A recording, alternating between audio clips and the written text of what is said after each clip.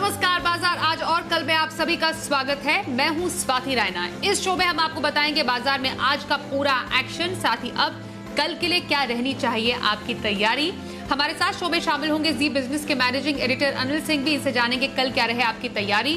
साथ ही आज हमारे साथ है खास मेहमान, उनका भी कराते हैं परिचय, HDFC सिक्योरिटीज के वीके शर्मा। शर्मा सर, बहुत स्वागत है आपका शो में। और पूरी रिसर्च टीम आप देख पा रहे हैं हमारे साथ, जो अलग अलग सेक्टर से जुड़ी एक्सक्लूसिव खबर हम तक पहुंचाएगी। लेकिन उससे पहले आज के बाजार पर सबसे पहले एक नजर डाल लेते हैं। तो बाजार ने हफ्ते की दमदार शुरुआत की है और निफ्टी 125 अंकों की तेजी के साथ 15,885 पर दिन की ऊंचाई के पास ही आज बंद हुआ। सेंसेक्स में हमने देखा करीब 365 अंकों की तेजी रही और ये 52,950 पर बंद हुआ। हालांकि निफ्टी के मुकाबले निफ्टी बैंक में कुछ सुस्ती जरूर रही, लेकिन ये भी 125 अंक चढ़कर 34,700 के ऊपर बंद होने में कामयाब रहा। आज सभी सेक्टर इंडेक्स में खरीदारी थी। मिड कैप और स्मॉल कैप इंडेक्स रिकॉर्ड ऊंचाई पर ही बंद हुए और सबसे ज्यादा तेजी थी रियल एस्टेट शेयरों में। रियल्टी इंडेक्स 5% उछलकर 11 साल की ऊंचाई के पास आज पहुंचा। FIIs और DIIs की तरफ से संकेत आज समझ लेते हैं। FIIs यानी विदेशी संस्थागत निवेशकों ने कैश मार्केट में आज 1540 करोड़ रुपए की बिकवाली की है, तो वहीं DIIs यानी घरेलू संस्थागत निवेशकों ने आज 1506 करोड़ रुपए की खरीदारी की है।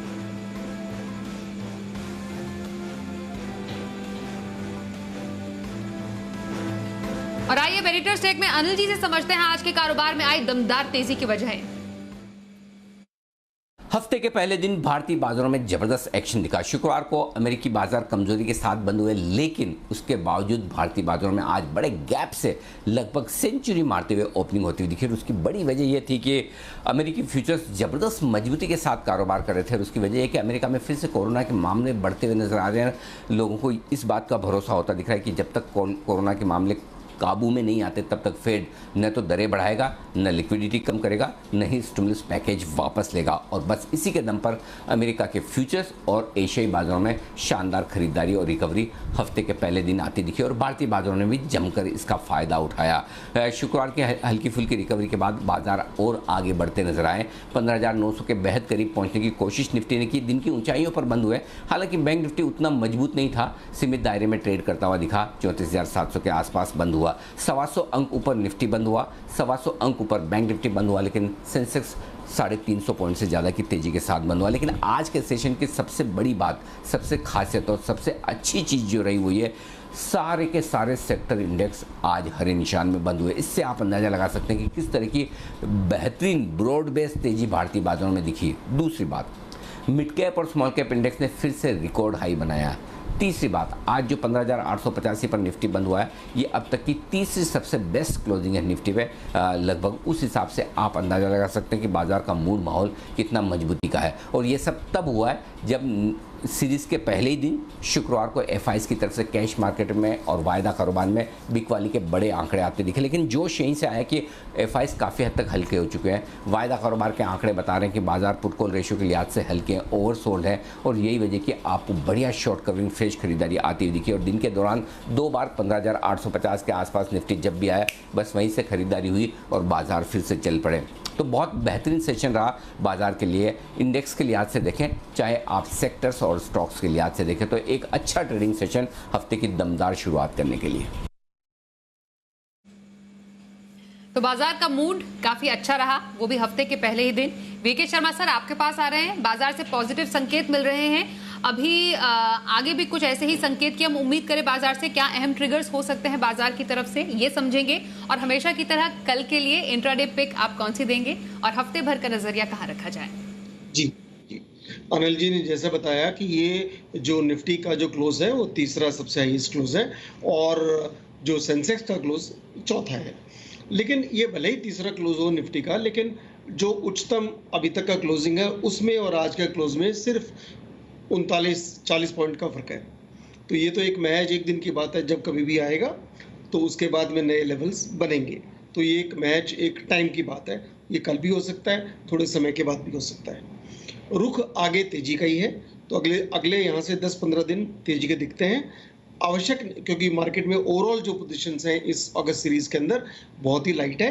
अगर मैं निफ्टी के मतलब सारे पूरा निफ्टी के अंदर OI देखें तो वो अभी तक के 10 साल जो हैं उसका 50% है 10 साल के एवरेज का, और पिछले 10 सीरीज देखें तो उसका लोएस्ट है OI। तो यहाँ पे मार्केट कोई भारी नहीं है, तो इसमें जगह है।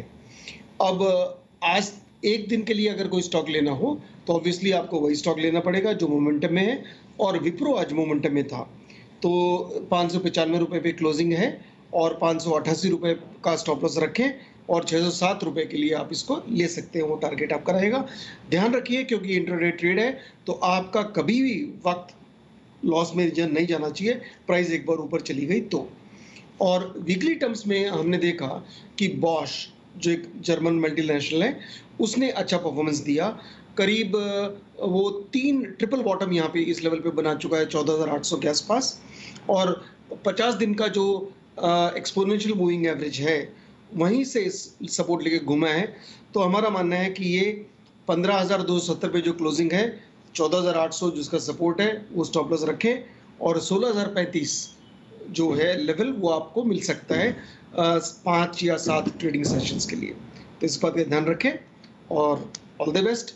पिछला जो सप्ताह में जो दिए थे वो सभी टारगेट हो गए थे। जो अपना फंडामेंटल टारगेट है वो तो ऑब्वियसली उसमें समय लगेगा। ओके सर, तो विप्रो में कल इंट्राडे खरीदारी करने की सलाह वीके शर्मा जी की, और हफ्ते भर का नजरिया बॉश में रखने का सुझाव दे रहे हैं वीके शर्मा। बातचीत जारी रहेगी। आने वाले नतीजों पर भी अब बात कर लेते हैं। नतीजों का सीजन है और उसमें भारतीय एयरटेल का प्रदर्शन कैसा रह सकता है जून तिमाही में, समझते हैं। आशीष के पास है पूरे आंकड़े। बताइए आशीष, भारतीय एयरटेल क्या कहता है अनुमान? देखिए, नतीजे मिले जुले देखने को मिलेंगे, लेकिन अच्छी बात है कि सब्सक्राइबर बेस में करीब 20 लाख की बढ़त देखने को मिलेगी। इस बार करीब 32 करोड़ रहने का अनुमान है। भारतीय व्यवसाय में देखें तो ठीक ठाक ग्रोथ है। खासतौर पर अगर आप देखें तो एंटरप्राइज कारोबार में करीब 2% की सालाना ग्रोथ देखने को मिलेगी। होम ब्रॉडबैंड जो सेगमेंट है इनका, इसमें 6% का उछाल देखने को मिलेगा, और अफ्रीका कारोबार में भी अगर आप देखें तो ठीक ठाक प्रदर्शन की उम्मीद है। लेकिन आंकड़े थोड़े से निराशाजनक आपको नजर आएंगे, क्योंकि तिमाही दर तिमाही इनका जो मुनाफा है इसमें करीब करीब आपको 27% की गिरावट देखने को मिलेगी। 553 करोड़ रहने का अनुमान है। मार्जिन देखिए 48.9% से घटकर 48.5 यानी लगभग स्थिर मार्जिन देखने को मिलेंगे। कामकाजी मुनाफा करीब 1% बढ़ेगा, और कुल आय अगर आप देखें तो करीब 2% की बढ़त यहाँ पर देखने को मिलेगी। लेकिन आगे कीमतों में बढ़ोतरी का क्या असर ARPUs पर देखने को मिलेगा, इस पर नजर रहेगी। नतीजे मिले जुले आएंगे। शर्मा जी, भारतीय एयरटेल पर आपकी राय? मैं समझता हूँ कि ये भारतीय एयरटेल अच्छा परफॉर्म कर रहा है, और जिस तरह का इसने टेक्निकल जो सेटअप वो भी अच्छा है। फंडामेंटल तो हमारी बाय है ही, और एक ये समझना पड़ेगा कि इसके अंदर जो नतीजे जैसे भी रहें, ज़्यादा इंपॉर्टेंट बात है कि जो इन्होंने अपने जो भाव बढ़ाए हैं वो आगे चल के नतीजों का अच्छा करेंगे। तो मार्केट फॉरवर्ड लुकिंग है, नतीजे भी बेटर आएंगे, और मेरा मानना है कि ये स्टॉक अभी भी यहाँ से भी लिया जा सकता है। लेकिन ये सरकार अगर ये तीसरे प्लेयर को सपोर्ट करती है, वोडाफोन, तो ये कंज्यूमर के लिए भले ही कंज्यूमर के लिए अच्छा रहेगा, भले इन कंपनियों के लिए अच्छा न रहे। तो अगर वोडाफोन के ऊपर सपोर्ट का कुछ सरकार की तरफ से कभी भी आगे चल के ऐसा कोई स्टेटमेंट आता है तो भारतीय के लिए थोड़ा सा नेगेटिव हो सकता है, अन्यथा अपने बलबूते पे भारतीय अच्छा एक बाय है। ओके, तो भारतीय एयरटेल में खरीदारी के अच्छे मौके बनते हुए नजर आ रहे हैं। अब आगे टाटा कंज्यूमर्स की बात कर लेते हैं। जून तिमाही में नतीजे कैसे रह सकते हैं ये भी समझते हैं। देवांशी आशर से जानते हैं। देवांशी, जरा बताएं टाटा कंज्यूमर के नतीजों का अनुमान क्या है? टाटा कंज्यूमर्स से इस तिमाही में बहुत ही शानदार नंबर्स की उम्मीद नहीं की जा रही है, क्योंकि आप देखिए पिछले साल के इस क्वार्टर में हमने देखा जो बेस था वो काफ़ी हाई था, और ऊंचे बेस के चलते इस बार नंबर्स आपको इतने अच्छे नहीं दिखेंगे। कामकाजी मुनाफा, मार्जिन्स और मुनाफे में इस बार गिरावट देखने का अनुमान है। लेकिन अगर आप तिमाही आधार पर नंबर्स देखें तो सिंगल डिजिट ग्रोथ की उम्मीद लगाई जा रही है इनके आय में, साथ ही मार्जिन्स में हल्की सी बढ़त इस बार होती हुई दिख सकती है क्यू बेसिस पर। सबसे पहले अगर हम ओवरऑल नंबर्स देखें तो इनकी जो आय है, पिछले साल हमने देखा था इनकी जो घरेलू खपत है वो बढ़ती हुई दिखी थी, और इसी के चलते हाई बेस था। इस बार इतनी ज़्यादा रेवेन्यू ग्रोथ आने की उम्मीद नहीं है। इसके बावजूद 15% तक की ग्रोथ का अनुमान किया जा रहा है। दूसरी तरफ इनका जो बेवरेज कारोबार है वहाँ पे हम देखेंगे सबसे ज़्यादा सहारा मिलता हुआ दिखेगा। 28 to 30% तक की ग्रोथ का अनुमान किया जा रहा है। इंटरनेशनल मार्केट से भी हम देख रहे हैं कि बहुत ज़्यादा सहारा मिलता हुआ नहीं दिखेगा, क्योंकि गिरावट होती हुई दिखेगी। इस बार 8 से 10% तक की गिरावट का अनुमान किया जा रहा है अंतर्राष्ट्रीय कारोबार से, और इसके साथ ही जो फूड कारोबार बाजार है वहां पे 20% तक की ग्रोथ का अनुमान किया जा रहा है। कुल मिला के इनकी जो आय है वो 15% तक बढ़ती हुई दिखेगी। कामकाजी खर्च बढ़ते हुए दिखे थे, चाय की जो कीमतें बढ़ती हुई दिखी है इसका इम्पैक्ट इनके मार्जिन पर आता हुआ दिखेगा और इस बार जो मार्जिन है वो करीब 12% के आसपास रहते हुए दिखेंगे। 18% से घटकर इंटरनेशनल पोर्टफोलियो का भी इम्पैक्ट आता हुआ दिखेगा। इनका जो मुनाफा है वो इस बार 35% तक कम होता हुआ दिखेगा। 20 क्वार्टर में हमने देखा था कि एक्सेप्शनल गेन होता हुआ दिखा था 63 करोड़ का। इसी के चलते इस बार जो मुनाफा है वहां पे गिरावट देखने मिल सकती है, लेकिन नजर रहेगी कि क्या नए प्रोडक्ट्स कंपनी लॉन्च करती हुई दिख रही है, मार्जिन्स और साथ ही जो चाय की प्राइसेस हैं इस पर क्या आउटलुक बनता हुआ दिख रहा है और साथ ही डिमांड ट्रेंड किस तरह से बन रहे हैं इस पर नजर रहेगी। लेकिन कुल मिला के जो नंबर्स हैं वो इस बार थोड़े से कमजोर रह सकते हैं टाटा कंज्यूमर के। शर्मा जी, टाटा कंज्यूमर पर कोई पोजीशन रखी जा सकती है? टाटा कंज्यूमर में लंबी अवधि के लिए बिल्कुल पोजीशन रखी जा सकती है। मैं कहूँगा रिजल्ट्स को देखें, उसके बाद में ऐसा कोई फर्क पड़ने वाला नहीं है लॉन्ग टर्म में। और ये जो एवरेज जो इस महीने का जो रिजल्ट आएगा जून जुलाई अगस्त सितंबर का जो रिजल्ट आएगा वो अच्छा आएगा। और कॉफ़ी की जो रॉ मटेरियल की प्राइसेस जो बढ़ी हैं इनमें पूरा इनको फ़ायदा होगा उस दृष्टि से कि इनके पास स्टॉक रहा है अच्छा खासा। तो मैं समझता हूँ कि ये टाटा कंज्यूमर एक अच्छा प्ले है, लेकिन रिजल्ट्स के एक्सपेक्टेशन के पहले आप न देख लें। बाकी गिरावट आती है किसी भी कारणवश तो ये एक कंज्यूमर प्ले है और इस कंज्यूमर स्टॉक्स को नीचे गिरे तब इनको आवश्यक लेना चाहिए। फ्यूचर तो ब्राइट है।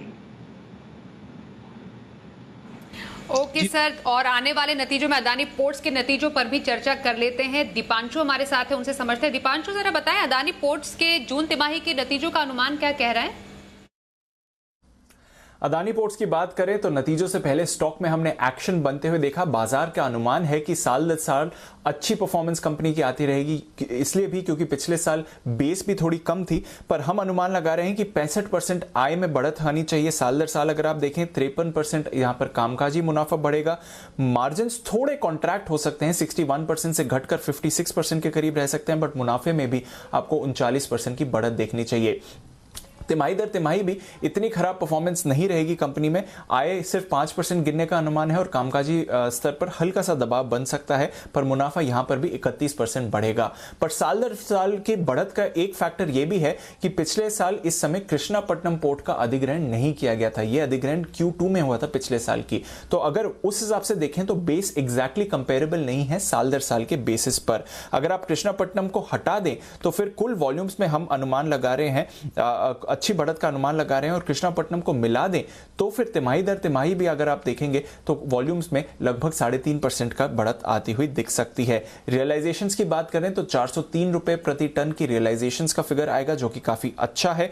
कोविड इंपैक्ट से थोड़ा मार्जिन पर दबाव आपको जरूर पड़ सकता है, स्पेशली जिस तरह का मिक्स रहा है पोर्ट वॉल्यूम्स को देखकर, बट उसका ज्यादा ओवरऑल इंपैक्ट नहीं होना चाहिए। कंटेनर कॉल्यूम्स थोड़े गिर सकते हैं तिमाही दर तिमाही पर देखें, और लॉजिस्टिक्स कारोबार में तिमाही दर तिमाही थोड़ी गिरावट आ सकती है। तो साल दर साल अच्छी परफॉर्मेंस रहेगी कंपनी की, पर तिमाही दर तिमाही हल्की सी सुस्ती आपको आती हुई दिख सकती है। जहां तक की फैक्टर्स का सवाल है, FY22 की जो कार्गो गाइडेंस है उसको लेकर अगर कोई बदलाव है कंपनी की तरफ से तो वहां पर रखनी पड़ेगी आपको नजर, और साथ ही जो नए अंडर कंस्ट्रक्शन पोर्ट्स है कंपनी के, वहां पर क्या अपडेट है यह भी जानना जरूरी रहेगा।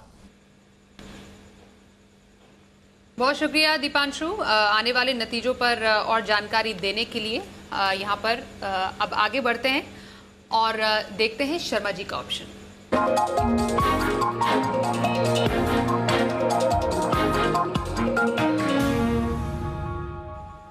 HDFC सिक्योरिटीज के बीके शर्मा हमारे साथ शो के खास मेहमान भी। बताइए सर, अब कल के लिए ऑप्शन स्ट्रैटेजी कहाँ रखी जाए? स्वाति जी, आपका और आपके सभी दर्शकों का जो इस सेगमेंट के खासकर है उनको स्वागत है। मेटल स्टॉक्स लेकर ही मैं उपस्थित हुआ हूँ। मेरा ये मानना है कि अगले कई सालों के लिए मेटल स्टॉक्स अच्छा करेंगे, और ये जो ट्रेडिंग पोजीशन है तो मैच 4-5 सेशंस के लिए ही है। कॉल तो ध्यान रखिए, फंडामेंटल अलग है और ये टेक्निकल कैसा मूव होगा पता नहीं रहता, तो इसलिए ऑप्शंस हैं। तो नेशनल एल्युमिनियम जो PSU है, करीब 95 रुपए की कॉल आज बंद हुई है 4 रुपये 80 पैसे पे। इसमें 3 रुपए का स्टॉप लॉस आप रखें और 7 रुपये 20 पैसे का आपका टारगेट। दूसरा जो स्टॉक है JSW स्टील, मेरे पिछले सप्ताह की पोजिशनल भी ये थी और फंडामेंटल पिक भी यही था। और 750 की कॉल आप लें 29 रुपये पे, स्टॉप लॉस रहेगा 20 रुपये और टारगेट आपका रहेगा 43। ध्यान रखा जाना चाहिए कि ऑप्शंस की जो कॉल है, ये अगर प्राइस नहीं बढ़ती है आपकी ऑप्शन की, तो उसकी धीरे धीरे टाइम के साथ डिके होती है। तो बहुत आवश्यक है कि आप 5 या 6 दिन से ज़्यादा इसको होल्ड न करें। तो ये ध्यान रखिएगा और स्टॉप लॉस लगा के चलें, आपका फायदा रहेगा। धन्यवाद। और आइए अनिल जी से समझते हैं कल के बाजार पर आपको क्या रखनी है खास स्ट्रैटेजी और बाजार के लिए अहम संकेत क्या होंगे। अब जहां तक कल का सवाल है, भारतीय बाजारों के बंद होने के वक्त डाउ फ्यूचर्स करीबन पौने 200 अंकों की मजबूती के साथ ट्रेड करते हुए दिख रहे हैं, यानी कि अमेरिकी बाजारों से एक अच्छे ट्रेडिंग सेशन की उम्मीद है। ये तो रहेगा ही फोकस में, और साथ ही डाउ फ्यूचर्स पर भी रखेंगे नज़र। लेकिन देखते हैं अगर किस तरह के संकेत अमेरिका से मिलते हैं हमें। लेकिन उसके बाद हमारे अपने संकेतों की बात करें तो हमें दो चीज़ें देखनी। एक तो क्या पुट कॉल रेशियो थोड़ा बढ़कर आता है जिसकी संभावना है, और आज के सेशन में क्या एफआईज की तरफ से फिर से थोड़ी बहुत शॉर्ट कवरिंग या फ्रेश खरीदारी होती है या नहीं। अब रेंज धीमे धीमे ऊपर की तरफ शिफ्ट हो रही है और हायर रेंज के आसपास बाजार ब्रेकआउट देने की कोशिश भी कर सकते हैं। मेक और ब्रेक वाली रेंज में आ गए। अब लोअर लेवल पर सपोर्ट कल के लिए जो मिलेगा आपको वो 15,750 से 15,800 की रेंज कल मजबूत सपोर्ट का काम करेगी। 15,900, 15,950 या 16,000 तक हल्की रुकावट का लेवल है। यहाँ पर आपको निफ्टी रुकता हुआ दिख सकता है। फ्रेश और बड़ी तेजी तब बनेगी जब 16,000 के बड़े ऐतिहासिक लेवल को पार करके बाजार टिके। अदरवाइज इस रेंज में प्रॉफिट बुकिंग आने की भी संभावना है। ये तो हो गई बात निफ्टी की भी। अब आइए बैंक निफ्टी 34,350, 34,550 ये 200 पॉइंट की रेंज है बैंक निफ्टी पर, मजबूत सपोर्ट के तौर पर आती हुई दिख रही है। और 34,800 से 35,000 ये वो 200 पॉइंट की रेंज है जहां पर बार बार बैंक निफ्टी रुकता अटकता हुआ दिख रहा है। देखते हैं निफ्टी शायद पहले ब्रेकआउट दे अगर तेजी होनी है, और उसके बाद बैंक निफ्टी इसे फॉलो करता हुआ दिखेगा। बैंक निफ्टी में वो लीडरशिप और वो ताकत अभी मिसिंग है, लेकिन उम्मीद कर सकते हैं कि ये होता हुआ दिख सकता है। लेकिन आज की जो ब्रॉड बेस रैली हुई है, मिड कैप और स्मॉल कैप इंडेक्स जो बड़ी मजबूती के साथ बंद हुए, इसको देखकर एक बात तय है कि कल भी ब्रॉडर मार्केट में, कैश मार्केट के स्टॉक्स में एक्शन भरपूर आपको देखने को मिलेगा और उसकी आपको तैयारी रखनी चाहिए। तो कल के बाजार पर हमने जानी स्ट्रैटेजी, आइए अब देखते हैं कल का ऑप्शन।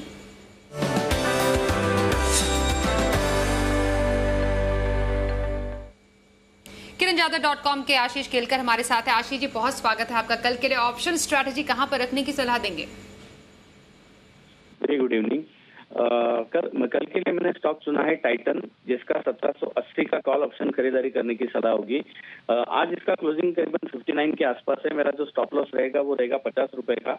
मेरा पहला लक्ष्य रहेगा 75 रुपए का, दूसरा लक्ष्य रहेगा 84 रुपीज का। तो टाइटन का 1780 का कॉल ऑप्शन खरीदारी करने की सलाह है। बहुत शुक्रिया। कल के लिए ऑप्शन स्ट्रैटेजी टाइटन में रखने की सलाह आशीष केलकर की। और आइए अब वीके शर्मा जी का रुख कर लेते हैं शो के अंत में। शर्मा जी बताइए, लॉन्ग टर्म पिक आज आप कौन सी देने वाले हैं? Swati ji, long term pick एक बहुत ही अच्छी कंपनी है, उम्दा कंपनी, निफ्टी के कॉन्स्टिट्यूएंट है, और जब से सेंसेक्स बना है तब से इसका पार्ट है, वो है लार्सन एंड टुब्रो। पर लार्सन एंड टुब्रो एक महज एक इंफ्रास्ट्रक्चर की कंपनी नहीं है, उसमें तो नंबर 1 है ही। लेकिन पिछले करीब आप समझ लिए 2016 के बाद इसके अंदर एक ऐसे चेंज हुआ है कि अब इसकी अर्निंग जो आने वाली हैं, उनके अंदर थोड़ी डिपेंडेबिलिटी आ गई है, फोरकास्टिंग एबिलिटी आ गई है, और इकोनॉमी से हटकर वो इकोनॉमी अच्छा करेगी तो कंपनी अच्छा करेगी ही। इकोनॉमी किसी कारणवश अच्छा न भी करे तो भी, क्योंकि आईटी क्षेत्र से यहाँ पे भले ये सेल्स के अंदर 20% जैसा आता हो, पर एबिटा के अंदर करीब 35% हिस्सा वहाँ से आता है। तो ये कि डिपेंडेबल कंपनी बन गई। और क्योंकि अभी इकोनॉमी चल रही है, वर्ल्ड भी खुल रहा है, और ऑयल एंड गैस के अंदर जहाँ पे 13% रेवेन्यू उनका यहाँ आता है, वहाँ पे अब लोगों के पास प्राइसिंग पावर आ रही है, और वो भी काफ़ी यहाँ पे बिजनेस आगे चल के बढ़ सकता है। तो कुल मिला के जो ऑर्डर बुक है इंफ्रास्ट्रक्चर वाली, वो 2021 का अगर हम इंफ्रा का बिजनेस देखें उसके 3 गुना है। तो ऑर्डर्स की किसी प्रकार की कमी नहीं, और ये कंपनी डिलीवर तो करेगी ही। ऊपर से मैनेजमेंट एक प्रोफेशनल मैनेजमेंट समझा जाता है, तो इसको रिवॉर्डिंग, मार्केट रिवॉर्ड भी अच्छा करेगा। तो मेरा ये मानना है कि आप इसको करंट भाव पे 1614 का जो भाव है वहाँ तो लें ही, अगर बाई चांस 1540 तक जाता है तो वहाँ भी एवरेज करें। 1894 रुपये का हमारा एक टारगेट है। अगर यहीं से सीधा गिने तो करीब 17%, और अगर एवरेज करें तो करीब 20% रिटर्न आपको साल भर में मिलने की संभावनाएं हैं। तो इसी के साथ आपसे इजाजत लूंगा। धन्यवाद, और जय हिंद। L&T में लंबी अवधि की खरीदारी करने की सलाह वीके शर्मा जी की, बहुत शुक्रिया करेंगे आपका। शर्मा जी हमारे साथ आज शो में शामिल हुए और आज के शो में बस इतना ही, वक्त एक ब्रेक का हो गया है, पर खबरों का सिलसिला आगे भी जारी रहेगा। बने रहिए हमारे साथ और देखते रहिए जी बिजनेस।